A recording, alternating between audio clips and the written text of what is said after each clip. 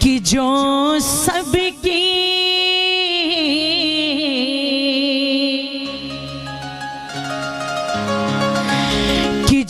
सबकी पालन हारी है,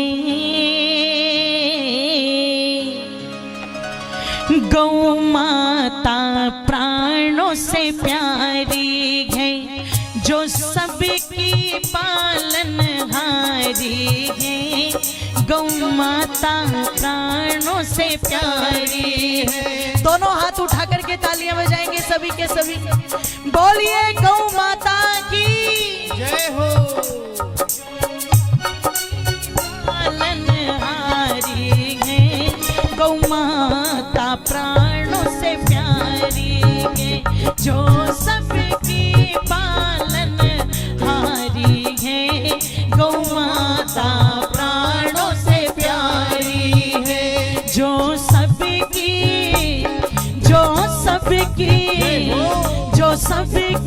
पालन हारी है, गौ माता प्राणों से प्यारी है, जो सबकी पालन हारी है, गौ माता प्राणों से प्यारी है।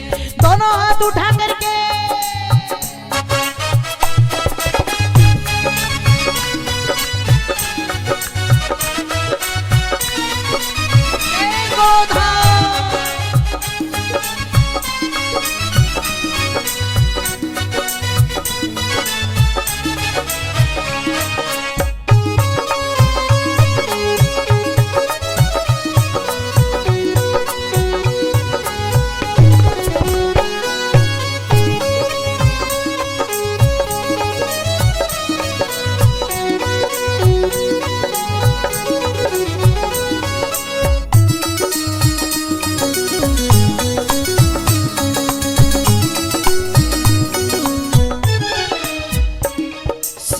कृष्ण ने तुझको चराया है।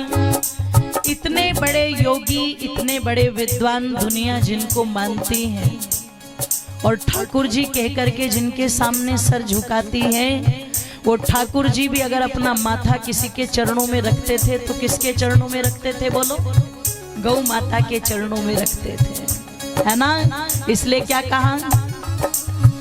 श्री कृष्ण ने तुझको चराया है, श्री कृष्ण ने तुझको चराया है, गोपाला नाम धराया है, गोपाला नाम धराया है, श्री कृष्ण ने तुझको चराया है, गोपाला नाम धराया है।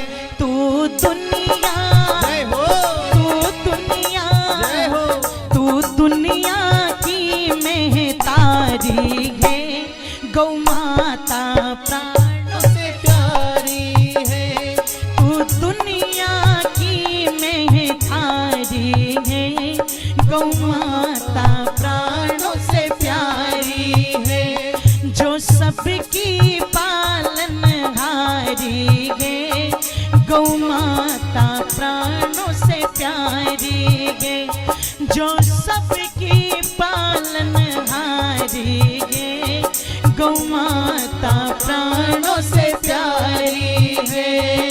दोनों हाथ उठा करके एक साथ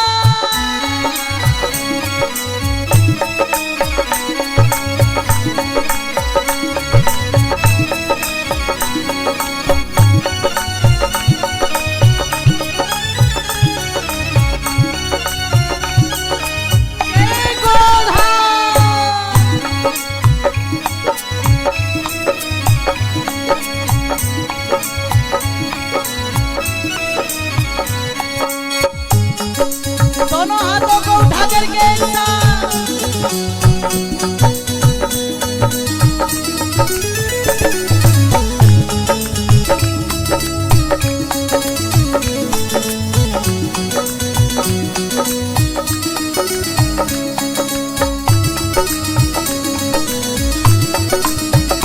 जय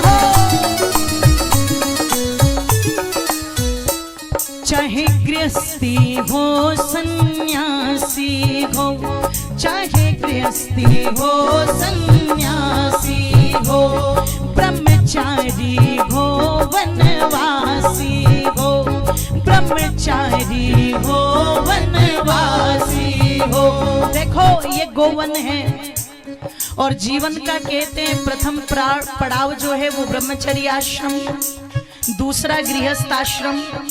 तो जिसके मन में हो कि मुझे वानप्रस्थ लेना है और वनों की ओर प्रस्थान करना है, तो भैया सेवा करने के लिए वानप्रस्थ लेकर के जंगल मत जाना, वन मत जाना, गो वन में आ जाना, सेवा भी करना और अपने जीवन की साधना भी करना, तो जीवन सफल हो जाएगा। इसलिए क्या कहा, चाहे गृहस्थी हो सन्यासी हो, ब्रह्मचारी हो वनवासी हो, चाहे गृहस्थी हो सन्यासी हो, ब्रह्मचारी हो वनवासी हो। तेरी महिमा, तेरी महिमा, तेरी महिमा सबने उचारी है, गौ माता प्राणों से प्यारी है, तेरी महिमा सबने उचारी है, गौ माता प्राणों से प्यारी है, तू सबकी पालनहारी है, गौ माता प्राणों से प्यारी है, जो सबकी पालनहारी है, गौ माता प्राणों से प्यारी है, गौ माता प्राणों से प्यारी है। दोनों हाथ उठा करके एक साथ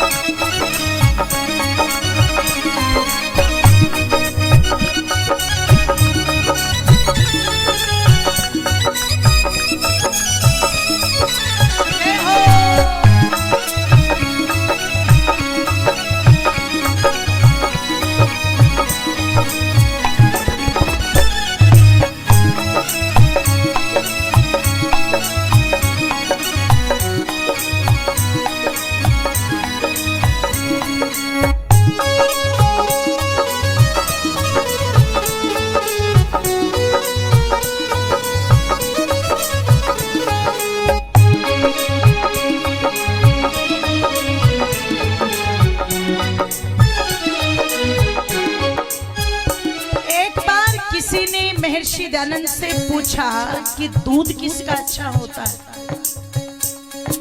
तो कहते हैं ऋषि दयानंद ने बताया कि दूध तो भैंस का ही अच्छा होता है। उन्होंने कहा रे आप जो प्रतिदिन प्रातः काल निकल जाते हो और लोगों से कहते हो हस्ताक्षर करो, हस्ताक्षर करो, गौरक्षणी सभा के लिए, गौ की रक्षा करनी है, गौ के प्राणों को बचाना है, कत्ल खानों को बंद करवाना है, इसे मरने से बचाना है, इसलिए गौ रक्षणी सभा बनाई गई है ताकि गौ माता की रक्षा हो सके। और जितने लोग उस पर हस्ताक्षर करेंगे, जितने लोग समर्थन करेंगे, अंग्रेजियत सरकार को उसे मानना पड़ेगा। और ये कब की बात है, ये उस समय की जब भारत गुलाम था और पूरे भारत में केवल 400 कत्ल खाने थे, 400। बहुत आसान था बंद करवाना, पर निवेदन कर दूं आप लोगों के सामने सोए पड़े रहे। उस समय हस्ताक्षर करवा रहे ऋषि दयानंद की ये 400 कत्ल खाने बंद हो जाए, गौ कसी बंद हो जाए, तो वो व्यक्ति कहता है आप जिस गौ माता की रक्षा के लिए इतना प्रयास कर रहे हो और दूध आप भैंस का अच्छा बता रहे हो, तो जानते हो ऋषि दयानंद क्या बोले, तुमने दूध की बात की, दूध तो भैंस का ही अच्छा होता है। और बंधु गौ माता जो दे रही है, तुम अपनी भाषा में उसे दूध कह सकते हो, पर वो दूध नहीं। गाय के शरीर में ऊपर की तरफ आप देखिएगा ध्यान से, एक सूर्य नाड़ी होती है। जिस प्रकार से समुद्र की किरणें समुद्र के जल को वाष्प बना करके ऊपर उठाती है, ऐसे गौ माता की वो जो सूर्य नाड़ी है शरीर के अंदर, वो इन किरणों को ऑब्जर्व करती है, अपने शरीर की तरफ खींचती है। और जब उन किरणों को अपनी तरफ खींचती है तो वो प्रभाव सूर्य नाड़ी में होता है, और सूर्य नाड़ी से गौ माता के सीधे वो प्रभाव दूध में जाता है। इसलिए सूर्य की किरणों का जो रंग है वो कैसा है बोलो? पीला। गौ माता का दूध भी कैसा होता है बोलो? पीला। गौ घृत भी कैसा होता है बोलो? पीला। पीला। और जब लेबोरेटरी में जाकर के उसे टेस्ट किया गया तो पता लगा सोने के जो कण यानी के स्वर्ण कण वो उस दूध के अंदर पाए गए। अगर कोई बालक मंदबुद्धि है, कमजोर बुद्धि वाला, और आप उसे किसी वैद्य के पास लेकर के जाओ तो वैद्य कहता था इसे स्वर्ण भस्म खिलाओ ताकि बुद्धि तेज हो जाए। ओ मेरी मातो बंधुओं, वो स्वर्ण भस्म के तत्व गौ माता के शरीर में स्वतः होते हैं, इसलिए वो दूध पीला होता है और बुद्धिवर्धक होता है। आप भैंस के दूध को जाकर के लेबोरेटरी में टेस्ट कराओ तो फैट ज्यादा मिलेंगे, पर गौ के दूध में फैट आपको बहुत कम मिलेंगे। और जो चीज फैट युक्त तो होगी, आज दुनिया क्या कह रही है? क्यों जी, इसमें फैट तो नहीं है ना, लो फैट, फैट नहीं चाहिए। आज खुद ही चीजों को मान रही है पर उल्टे उल्टे तरीके अपना रही है। फिर क्या कहती है? अमूल दूध लेकर के आएंगे, क्योंकि अमूल दूध पीता है इंडिया। अमूल दूध नहीं पीता था इंडिया तो गौ माता का दूध पीता था। और गौ माता के दूध को पीता था तो बुद्धि भी कैसी होती थी? जोर से बोलो। सूक्ष्म बुद्धि होती थी, पतली बुद्धि होती थी। इसलिए ऋषि दयानंद कहते हैं गौ माता जो देने का काम करती है वो दूध नहीं देती, वो तो अमृत देने का काम करती है। जो अमृत पिलाने का काम कर रही है उससे हितकारी भला हमारे लिए कोई हो सकता है, पर हम उसके महत्व को समझ नहीं पाए। इसलिए क्या लिखा? अमृत तेरा दूध बताया है, अमृत तेरा दूध बताया है, औषध गौघृत को बताया है, औषध गौघृत को बताया है। अमृत तेरा दूध बताया है, औषध गौघृत को बताया है। माता माता माता तू बड़ी गुणकारी है, हमको प्राणों से प्यारी है। माता तू बड़ी गुणकारी है, हमको प्राणों से प्यारी है। जो सबकी पालनहारी है, गौ माता प्राणों से प्यारी है। जो सबकी पालनहारी है, गौ माता प्राणों से प्यारी है।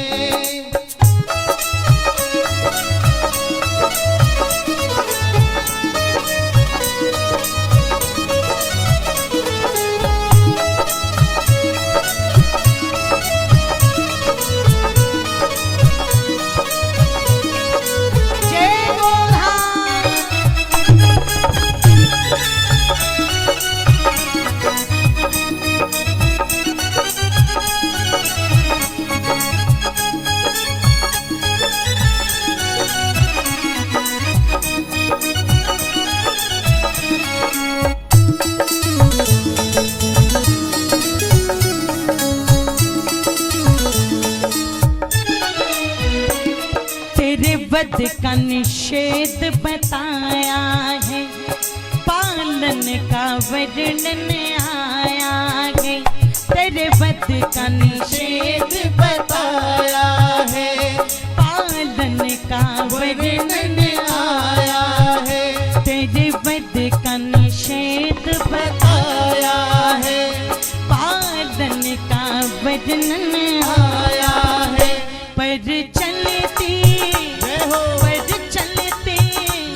पर चलती तुझ पे कटारी है, गौ माता प्राणों से प्यारी है। चलती तुझ पे कटारी है,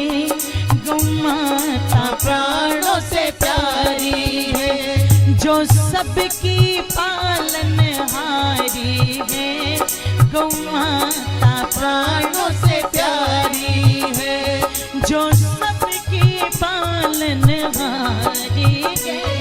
गौ माता प्राणों से प्यारी है।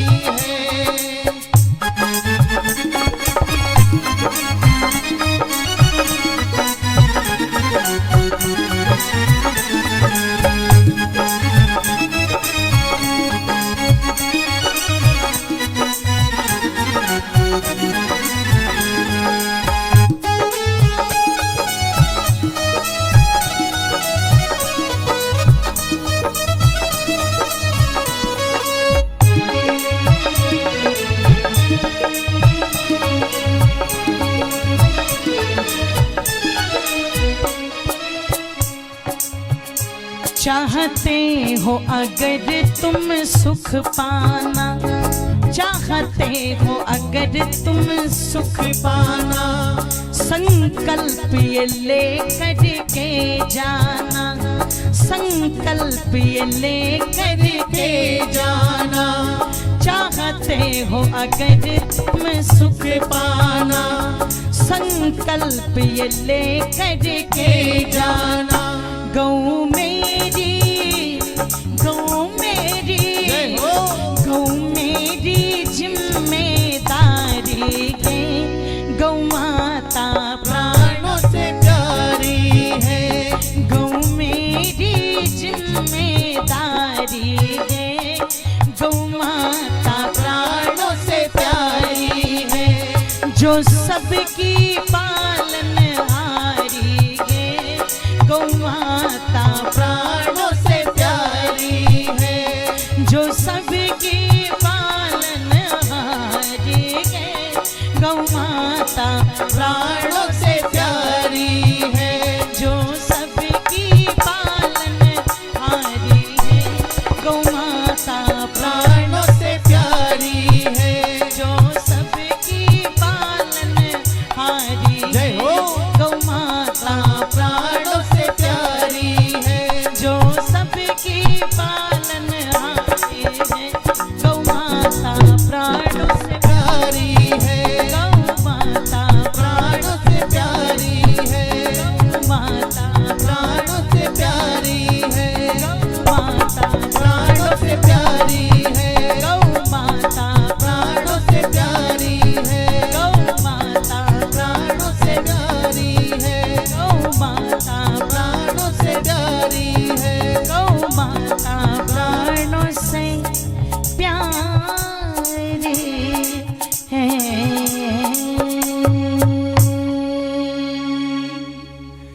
बोलिए गोवन धाम की, जय बोलिए गौ माता की, जय बोलिए कृष्ण कन्हैया लाल की, जय बोलिए भारत माता की। जय।